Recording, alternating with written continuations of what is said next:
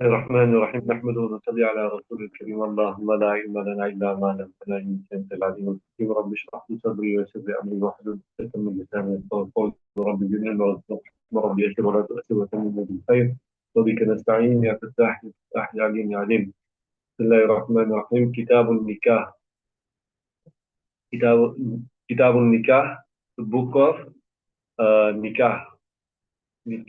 What is nikah? Nikah means to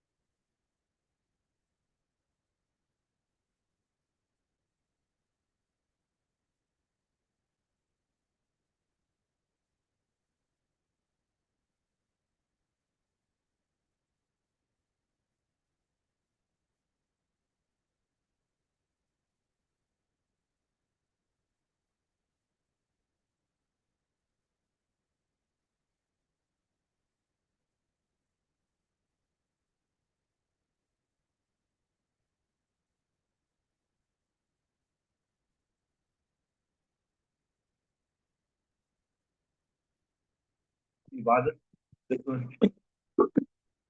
that is continued from the time of Adam alayhi salam right to and will continue to Jannah. And then there are certain advantages of nikah. So when a person gets married, then it motivates the person, it causes him to work hard to remove lethargy and carelessness. Because when a person has a family to see to, then automatically he has to provide and the family expands.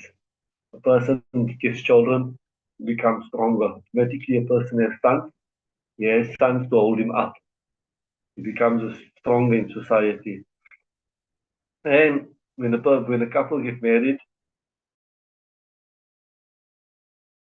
build a home. They create a good environment for the children. Right? According to the Hanafi mother, okay, one of the advantages, pious children are brought through marriage. You become a father. Your forgiveness can be gained through children. The story of that person was being punished in the grave, and then the child learned, went to madrasa and learned to say Bismillah ar-Rahman ar-Rahim, and the father got forgiven on that. So that is one of the greatest advantages of marriage. Then according to the Hanafi mother, there are certain times when nikah becomes fard, compulsory. That is when a person's desires are so strong that he's unable to contain his desires and there's a fear of him committing zina. Then it will be fard, it will be compulsory for him to get married. Then there are certain times when it is wajib, and that is when his desires are strong, but it's within the limits and not likely to lead to zina. It is strong, but it's not likely that it's going to lead to zina. Then it is wajib for him to get married. All of this is on condition that he won't be cruel to his wife. He'll be able to afford the dowry and he won't be cruel to his wife. Then there's a time when nikah is sunnah mu'akkada. When is it Sunnah Muakkada? It is when his desires are not so strong, but he looks for companionship. He can suppress his desires, but he looks for companionship. And then there's a time when nikah is makruh. It is when a person gets married and he knows that he is unlikely to look after a wife, or he's going to be unjust to there's a possibility that he's going to be unjust to his wife, or he's going to be cruel to her. There's a possibility. And then there's a time when it is haram for him to get married. And that is when you know that this person is a person that will not be able to look after his wife. He's definitely going to be cruel to his wife. He's definitely going to be unjust to his wife. Then it will be haram to get married, right?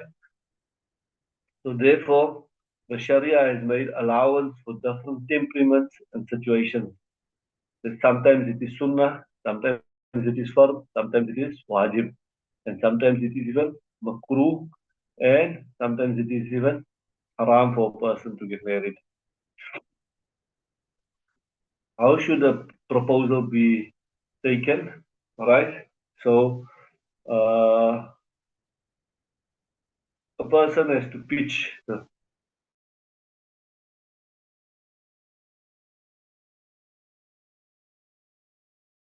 use in the past tense. The woman should say that I've given myself in marriage, or a guardian should say that, say to the man that I've given, like if the obviously the lady is not going to be in the masjid there, so she will have a representative there, and the imam will take permission. Have you asked the wife? Have you asked the person if she's ready to get married in the presence of two witnesses? And then they will make known that, okay, yes, they have, and she has given permission. And then she will give it over to then they will ask the husband, have you accepted her? And he will say, yes, yes, accepted her, right? Now there's certain criteria. They say that it is mustahab for the lady to be a little bit lower of age, lower of standing, meaning a nasab should be a little bit lower. Even a richness should be lower than the husband. But she should excel in the manners and in piety. And it is also masnoon for the man first to see the lady before he gets married to her. So why are they saying that she must be a little bit lower than him in nasab? Because she mustn't have the upper hand over him, right? So she must be a little bit lower so that he can always be the man of the house, right? And then it's also mustahab to announce the nikah to the people, and the wedding should be conducted in a public space so that everybody can see and nobody can have evil thoughts.